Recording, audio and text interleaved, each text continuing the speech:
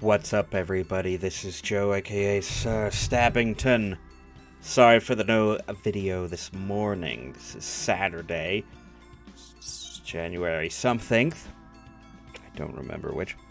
12? 12. I'm having a little microphone trouble. Turns out, it just sort of cut out on me every now and then, for no reason. But turns out when you turn it off and turn it back on again, you're good to go. And turn it off and turn it on means, I just get rid of the whole thing. Turn it off. Delete it from your computer. And then, bing bang boom, reinstall the drivers. Bing bang, I've got levels. I've got levels. Anyways, back to the perfect date. I have a message, but I can't tell who it's from. No, it's not from any on my catalog. From any of the contacts I programmed into it. In fact, there's no contact information at all. A no number. Are you sure it is wise to trust everyone? Anyone? What does that mean? I agree. Me. Who is this? Me. That's me. Me. There's a lot you don't know. Think carefully about who you confide in. Oh, what does that mean? Before I can think of a reply, the messages are gone and my catalog has no record of them. Of course. I don't have any time to think about this right now. I need to get ready. Boy, that's loud. It's loud. Not for you, for me. As soon as I'm presentable, I head over to the lab and I'm 10 minutes late. Doesn't have a good impression on my first morning. There's cats all over the place. Ah, Dingus. Nice. Good to see you. I was beginning to worry. Did you oversleep on your first day?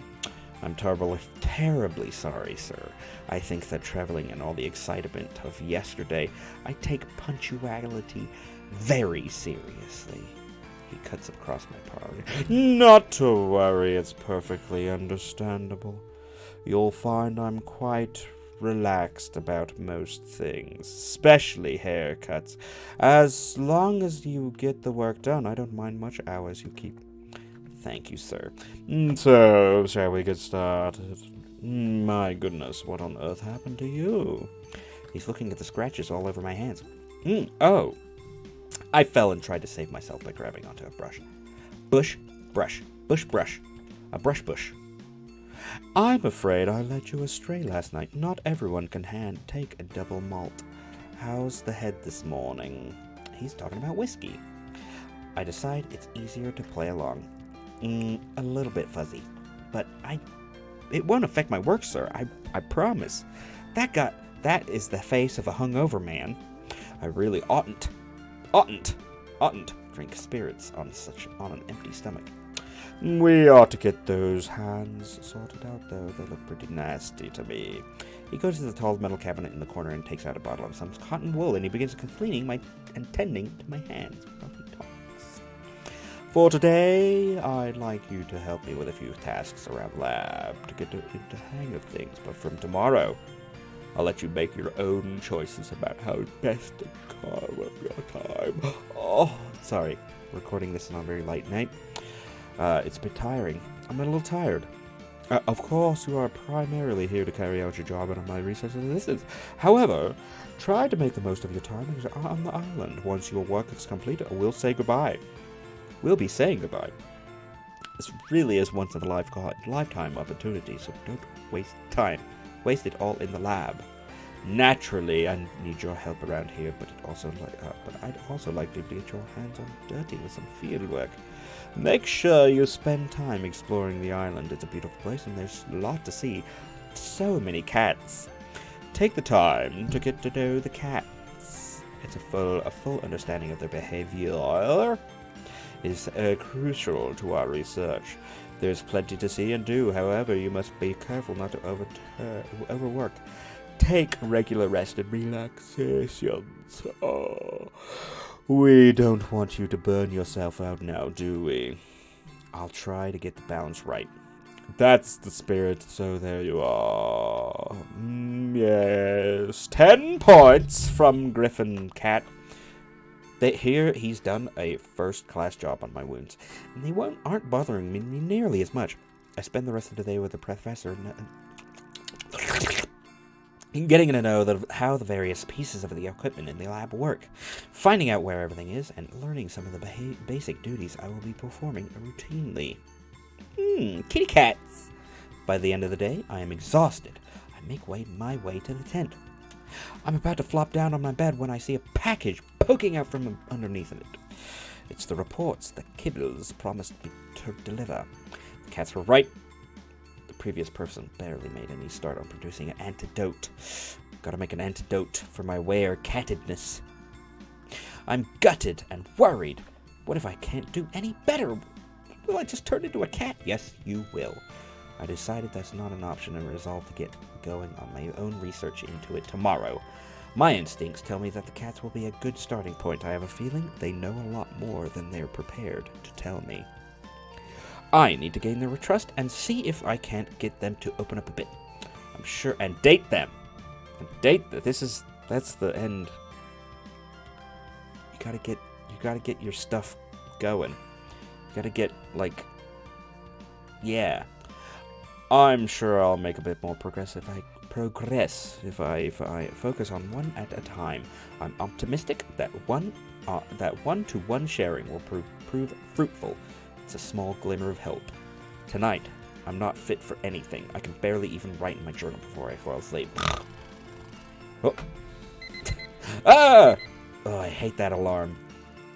That's the worst alarm. What's mine? I don't remember my alarm. The first morning of waking up on the island. What? This is like the third morning. I'm so excited to discover what the day will bring. Should I jump straight into lab research? Or maybe it would be wise to start investigating a way to help the cats find a cure for myself. Perhaps a good starting point would be getting to know the cats a little better on a one-on-one basis. That's a good idea. Let's talk to some kitty cats. An Achievo! I got an Achievo. New job. What should I do today? Romance, research, recon. Oh, and I got an antidote. Look at the pictures. Dude, what should I do? Oh, these will hurt my. I gotta rest every now and then. Let's do a little recon. What? I've got 4 and 10. How to unlock? Unlocks after completing chapter 4. Wow, look at all this stuff. Background, secret gift. Interviewing staff. That security guard I met when I arrived might be a good lead. Time for a bit of interrogation work. Secret source. A strange message in the middle of the night. Doesn't anyone on this island sleep? I don't think so. I like strange messages. Let's take a look at some strange messages. I hear my catalog beeping. I presume it's a professor. I tumble out of bed, half asleep, and I fumble around looking for the device. I look at the screen, my eyes struggling to focus. The message isn't from the professor at all. There's no contact information. Unknown. Come outside. Who is this? Come outside. Ugh. They obviously aren't going to respond to my question. Should I do as the message tells me? Yeah! Curiosity killed the cat. Ooh, crap! I have a feeling there's something important to learn from this stranger, so I throw on my clothes and crawl out of my tent. Who is it?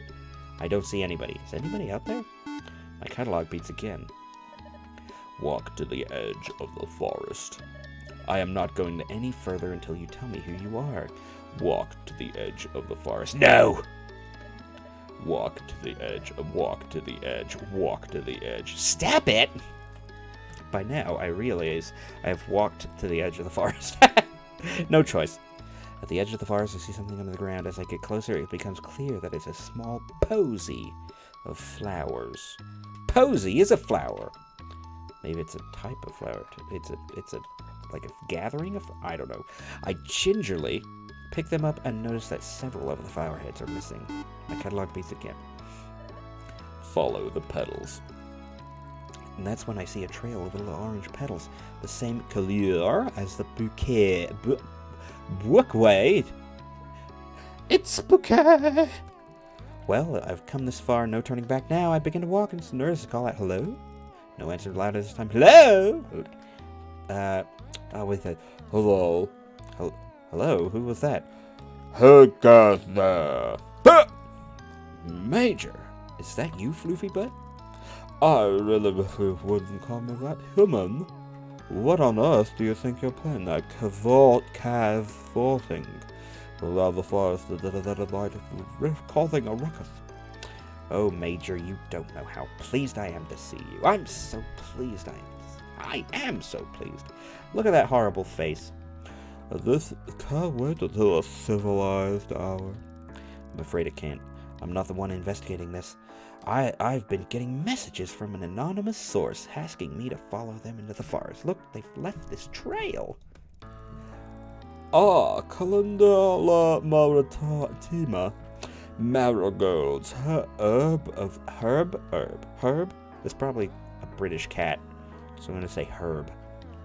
They're said to represent creativity, though some believe them to be the symbols of cruelty and grief.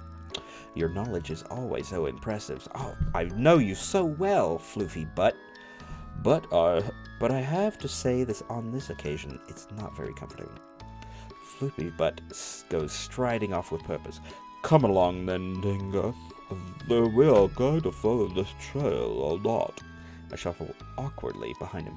Before the sun comes up, We continue on for a short while and notice that the petals are getting more sparse. It's becoming more difficult to see them, until eventually they seem to run out and we find ourselves at a small clearing. Well, it appears somebody is playing a joke on you, Dingus. I sadly agree. It's nothing but a wild goose chase, kitty cat chase. Seems so. Oh, I got rain on me. Seems so, Major. I'm sorry for dragging you into this. Let's go back to our beds before we waste any more precious snooze time on this fool. I turn to Floofy Butt and notice that his back is arched and his fur is fluffed up, making him even more like a Floofy than usual. Something wrong, Major? You tell me, Hayward. Does that pile of rocks look suspicious to you?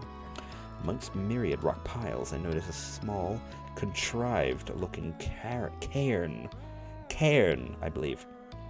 Cairn? Floofy Butt's right. It looks far from natural. That looks to me like it's asking... Oh, wait. That looks like it's... to me like it's asking to be inspected, Major. Well, get to it, Dingus. Get to it. You're the one with the thumbs. Who's got 2 thumbs and dismantles a small mound, rock by rock. It's not until the foundation stone is removed that we find a manila envelope. Major, look, it's a letter! Holy poop! Looks rather large for a letter, my dear. I think you ought to open it. Here or back at base?